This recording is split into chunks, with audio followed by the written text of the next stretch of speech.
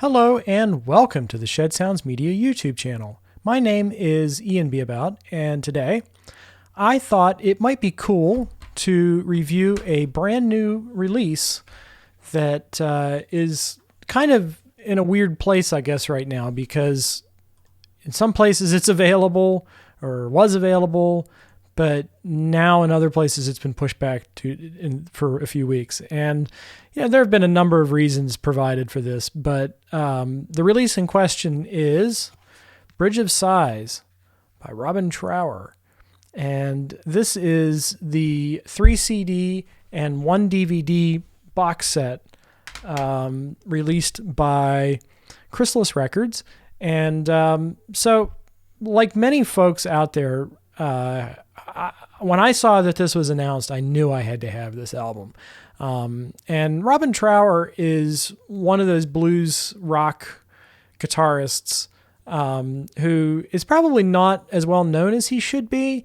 It's pretty easy for reviewers to point out the similarities between his playing and Jimi Hendrix's. But the more I listen to Robin and the more I listen to Jimmy, the more I think, yeah, okay, Robin's heard Jimmy, I can tell. I like Jimmy too. I've heard Jimmy, but it seems like he starts there and then it branches out into something that's completely his own. So I generally like just about all of Robin Trower's works, especially in the 70s. And even some of the more recent ones I've heard have been pretty strong. But to me, the 70s is still his greatest era with, this album, Twice Removed from Yesterday, For Earth Below, Live, and then even a few of the later ones in that decade, like Caravan to Midnight and In City Dreams and Victims of the Fury are all fantastic records. But I think many fans would recommend this album as an entry point for people who have never listened to Robin's music before, simply because every single song on this album is an absolute classic. There are maybe one or two that didn't get played live, but for the most part, I'd say that over 2/3 of this album have featured in every single one of Robin's concerts over the last 50 years. So it's an important album for him. And, for a lot of people, it was their entry point. Some interesting things about this album: it was produced by Matthew Fisher, the keyboardist from Procol Harum. Matthew also, I guess, co-wrote their most famous song, A Whiter Shade of Pale, and he produced the A Salty Dog album, which is a favorite of mine and many other Procol Harum fans. And you've got Jeff Emerick, which he was the Beatles engineer. And so you've got the combined talents here, in the technical realm of Matthew Fisher and Jeff Emerick. And of course, Robin and his band, which was Jimmy Dore on bass and Reg Isidore on drums. You have these combined talents all coming together to make just this fantastic psychedelic blues rock record that is individual, it's catchy, it rocks your socks off, it's mellow and trippy, it's got a little bit of everything. And again, there's not a single song here that I could lose. Everything here, I think, is representative of what a great Robin Trower album should be. So with that in mind, you know how I feel about the material. I love it. And I have for many years. This is evidenced by the fact that I've owned about 3 or 4 copies of it over the last 2 or so decades. But just, kind of to get this part out of the way, I thought I'd mention that the version that I consider to be the best, and was also maybe the one that I heard first, is this Mobile Fidelity Sound Labs version, this gold disc. And so when I'm about to say this mix is bad, this mix is good, no matter what my opinion is, remember, I'm comparing it to this. This is the version of the album that I'm most familiar with and I think sounds the best. So, yeah, and this is very much very hard to get a hold of these days too, which is a shame, but a lot of these MoFi editions were limited to begin with. Anyway, so I just wanted to get that out of the way, that when I'm comparing this mix, we'll say, to other versions of the album, this is the version that I'm really talking about. Not the vinyl, and not the various remasters that have come out. So yeah, with that in mind, let's talk about the 50th anniversary edition of Bridge of Sighs. So here's what's included: 3 CDs, and 1 Blu Ray disc.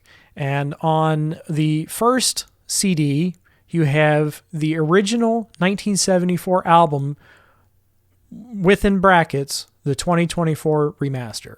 So this is the original mix of the album remastered this year. Okay. Disc 2 is the 2024 stereo mix, including outtakes and rarities. This is an unedited version of the album. In the most basic description of this disc is that it's an unedited version of the album. Although it gets a little bit more complicated than that, as I'll get to in a moment. But what's fascinating about this is that every song is between 30 seconds to 2 minutes longer. So you hear the band play out past the fade out. You hear on songs that previously had a slow fade out, you hear on every song the band come to a definite stop. So it's really interesting.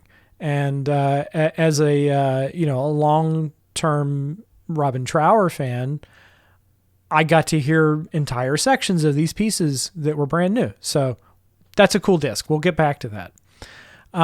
Disc 3 is Live at the Record Plant, Sausalito, USA, the 29th of May, 1974. This is a performance, this is a radio broadcast that was recorded about a month after the Bridge of Sighs album came out.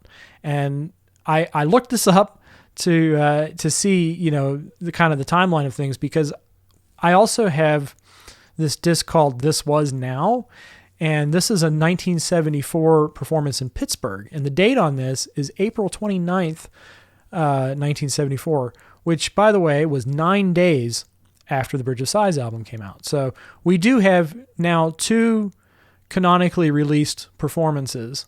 One from about a week after Bridge of Sighs came out, and now we have the complete performance from about a month later. So this is cool. All this is good stuff. Okay. So finally, you have the Blu Ray disc, which, in my opinion, is the best thing about this box set. And the reason for that is that it includes everything. It's got the original 1974 album, 2024 remaster. So in other words, it's got the entirety of disc 1 on there. Then you get the 2024 stereo mix, which is most of what is on disc 2. Here's where the content diverges a little bit. So you get 2 multi-channel mixes. One is the Dolby Atmos mix, 7.1, I guess. And then the other is the 5.1 surround mix. Then you have outtakes and rarities. Now, this is the rest of the tracks that were included on disc 2. But we actually have more outtakes on the Blu-ray, which is awesome. We get more content. We get all the content and more. All this and more on your Blu-ray disc. The Procol Harum fans are screaming at their computer right now. Anyway, also included on this disc is Live at the Record Plant, the complete performance that is included on disc 3, the third CD, as well as the 2024 instrumental mix. Okay, so with that in mind, I have listened to everything on the Blu-ray a few times, and I've also spot checked the CDs and kind of listened through them for a little bit. And here's my impression. So I think the CDs, discs 1, 2, and 3, don't sound that great. And I hate to begin this, I hate to interrupt all this praise with a criticism, but a quick A to B comparison of these recordings from the CD to the Blu Ray reveals that the CDs have much heavier handed compression, mastering compression applied, whereas the Blu Ray disc, the recordings sound either not mastered or perhaps they're not as aggressively mastered. But I generally think that the material presented on the Blu Ray disc sounds a whole lot better. Like it sounds fantastic compared to the CDs. The CDs are kind of dispensable, I hate to say. There's really not anything here that would make me want to choose the CD over the Blu Ray disc. So that's a criticism, I guess. My first criticism. Okay, so with that out of the way, there's also a number of things that are very confusing about this box set. And the first one is in the way that the Blu Ray disc is described on the back cover. So if you look here, it seems to imply that the 2024 stereo mix, the Dolby Atmos mix, and the 5.1 surround mix are all the same thing. But in fact, the way that it's set up in the menu screen, you can actually choose seamlessly between the original album mix, the Dolby Atmos mix, the 5.1, as well as the instrumental mix. This is because I believe the intent was to create a Dolby Atmos mix that was as close as possible to the original mix. The Atmos mix, included with the Bridge of Sighs 50th Anniversary Edition, is fantastic. I really have no complaints in regards to the sound quality. And on an A and B comparison, I actually found that this mix was closest to the Mobile Fidelity Sound Labs mix, even with the positioning of vocals. Like, for instance, when you listen to the gold disc in stereo, it sounds like Jimmy Dore's voice is coming from above you in like Day of the Eagle, for instance. And the spatial positioning in the Atmos mix is identical. So I feel like really this is the draw of the set. The multi-channel Atmos mix is definitely the best thing in it for me. And you hear a lot of details, like, for instance, like there's a little bit of organ in About to Begin, which really fascinated me. I went back to the original mix and sure enough, it's there. And I like how a lot of Robin's guitar overdubs are in the back and a lot of the effects are going back to front. There's some clever panning with the intro of the title track, which I really enjoyed. Yeah, the Atmos mix is absolutely the draw of the set for me. I think this is fantastic, and I would love to see future albums presented this way. One slight observation on the 5.1 mix is that, in my opinion, it's a little anemic when compared to the Atmos mix. You can definitely hear the bass positioned in the center of the room. And I don't know if this is a format thing, the difference between 5.1 and Atmos, because I've never mixed in 5.1. I've mixed in Atmos, but never 5.1. Yeah, I just think that the Atmos wins, like in terms of presentation in this set. It's definitely the best thing about it. I applaud this. I think this is great. And the reason why is because with the way that streaming has gone, in a lot of cases, the Dolby Atmos mixes have become the canonical mixes. They've replaced the stereo mixes. And even when you're listening to something in stereo that was, mixed in Dolby Atmos, you're hearing a fold down of the Atmos mix. So, I think this was the right choice because as much as I enjoy the unedited master, I would hate for that version to be the new version of Bridge of Sighs. And I will tell you now why that is. With the disc 2, what's described as the 2024 stereo mix, which I think would have been more clearly described as the unedited master. I wish they would have used that kind of language, which is the kind of language that like the Zappa box sets use, unedited master, etc.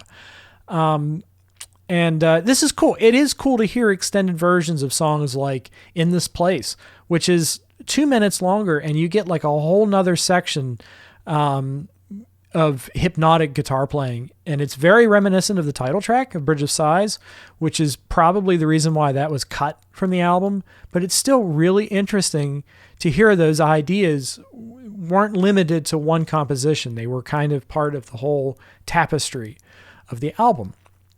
But, you know, with that, you also lose a lot of the cool effects, and it's missing a lot of the overdubs. And then there's some cases where there's overdubs included that I've never heard before. So, you know, taken as an alternate version of the album, I enjoy it, but I don't think I would want to listen to the album this way every single time. And kind of the biggest gripe I have with this version is that the take of Bridge of Sighs, the title track that they used, is different from the album take. And it seems like, it is a little bit longer, but it seems like it's not as good of a version to me. And it could be because there's so much about that title track that's iconic to me. I've been listening to it for so long, but I kind of don't care for that alternate version. And this kind of branches out into another criticism I have of this box set, and that's that the liner notes aren't that great. You know, they're interesting. I like hearing from Robert Fripp. He's one of my guitar heroes too. I like hearing from Brian Ferry. I like hearing from Matthew Fisher. I like hearing from Robin himself. I mean, this is an example of where there were 3 members of the band and only one survives. So we kind of have to take Matthew Fisher's and Robin's word for things. And so it's good. It's good to have them in there. But while there is a lot of information about the recording of the album that I find endlessly fascinating, and there's a lot of information about the songs themselves and kind of where they came from, I love that. But what's lacking is any explanation into the thought process behind the way that this box set was compiled. For instance, I would like to know, why was an alternate version of Bridge of Sighs chosen for the unedited master? Why not mix the unedited version as an Atmos mix, or even a 5.1? Why not include that? Because, you know, you think about like the way the Jethro Tull box sets present things, where even the outtakes are in multi-channel. So, you know, I would like some information about the decision making here. Instead, we're kind of left with guesswork and trying to figure out the context of these things on our own. This criticism also extends to the Outtakes and Rarities section, where we have 2 versions of Day of the Eagle, and 3 versions of Day of the Eagle, 2 versions of Bridge of Sighs, and to my ear, they kind of sound similar. And you know, maybe there's a different way that Jimmy Dore delivers a lyric or something, but they sound more similar to me than the outtake version of Bridge of Sighs on the unedited master sounds to me. So I guess that's my question is, you know, why did they choose to present the material this way? Why did they include these outtakes? Did they include them because it's what they had? Or was there somebody actually overseeing and curating? Was there somebody curating it? Because I feel like for a project like this, you need curation. You need somebody who, you know, really cares and is willing to do the research and such. So yeah. And then, you know, I will say this though, it was cool to hear the I want to say it's the early version of Lady Love, because you hear a little bit of honky tonk piano, and Robin was really famously against having any kind of keyboards in the music, because I think he was trying to make it different from Procol Harum, because Procol Harum had an organist and a piano player.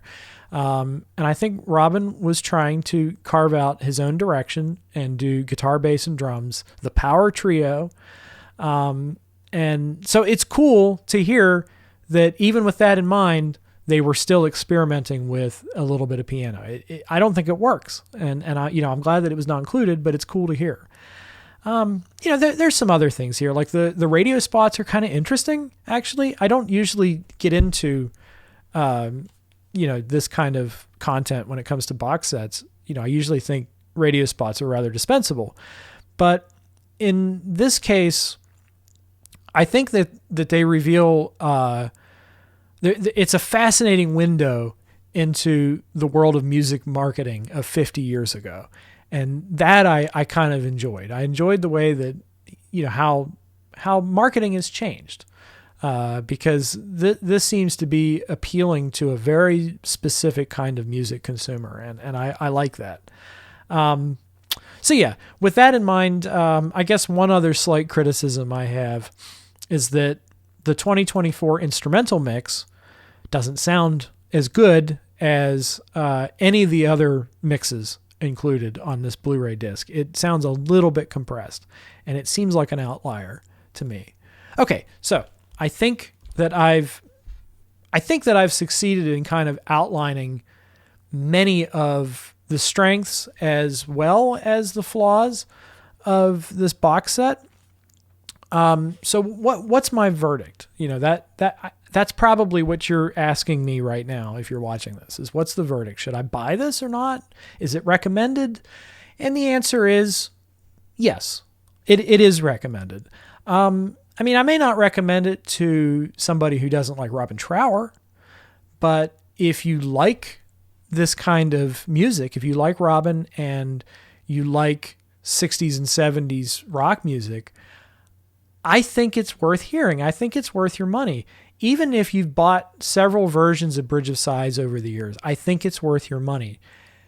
However, with this caveat, I think they could have released this as a Blu-ray disc and the liner notes and saved us all about $30, because I don't think there's anything worthwhile in the CDs. I hate to say it. I guess it's worthwhile if you don't have a Blu-ray player and you want to hear this material, but the presentation overall does not do this box set any favors. I hate to say it. And, there's packaging issues too. And, I'm going to show a little unboxing here so you can see what I mean. But the way that the discs fit in, they actually touch each other here. There's a pocket here, and there's a pocket here, and they touch each other. And there's also the same thing in the back here. And when the discs are included, you can't open up this booklet all the way without trying to put pressure on those discs. And I feel like when you're charging $45, $50 for something, as a music fan, a music consumer, I want care to be taken into the media that I paid my hard-earned money for, so that it doesn't get trashed, so it doesn't get ruined, especially when, these box sets go out of print and they'll go for 2 or 3 times the price that they did when they were new. So try to take more care, I guess is my advice for the future. I would absolutely be over the moon if For Earth Below was presented this way, or the live album was presented this way, or In City Dreams, Long Misty Days, Caravan to Midnight. The list goes on. I would love to see all of the albums from all of the 70s Trower albums presented with Atmos mixes and good sound quality with intriguing outtakes. But in the future, I think more care could be taken with, number one, the packaging. That's kind of the big thing. But even beyond the packaging, the mastering. I think that more care could be taken with the mastering. on the CDs to make me feel like I didn't waste my money on them, because that's a problem. And then number 3, I think that in the future, I would like to see more care taken with the booklet. Give me information about why these things were included. The context is so important when it comes to these kind of archival box sets. Otherwise, I'm left here kind of confused and trying to solve it like it's a brain puzzle, instead of sitting back and enjoying it for what it is. And really, these things are here for us to enjoy. And I do enjoy this. I enjoy this so much. I'm glad to have it in my collection. Content, 5 out of 5. Must have, amazing box set, from the point of view that there is a lot of great stuff to be enjoyed here. Presentation is like a 2.5 out of 3 stars out of 5. And I think that could be better. That's all. And if you want to look at a perfectly good example, once again, the Jethro Tull box sets are amazing. Just look at what those guys are doing and copy their notes, and we'll be happy. We'll be over the moon. I'm already happy. I'm thrilled with it, but we'll be even happier if maybe some of these issues are addressed. So, okay. With that in mind, absolutely, this is a recommended box set, especially, if you're watching this video, you're already interested in it. So, I recommend this to you. But, with the caveat that there's issues. That's all. All right. Well, I think that's going to be all from me for today. It's been a lot of fun talking to you about this new release, Bridge of Sighs by Robin Trower, the 50th anniversary edition. Once again, my name is Ian Beabout, and I hope to talk to you real soon. Bye-bye.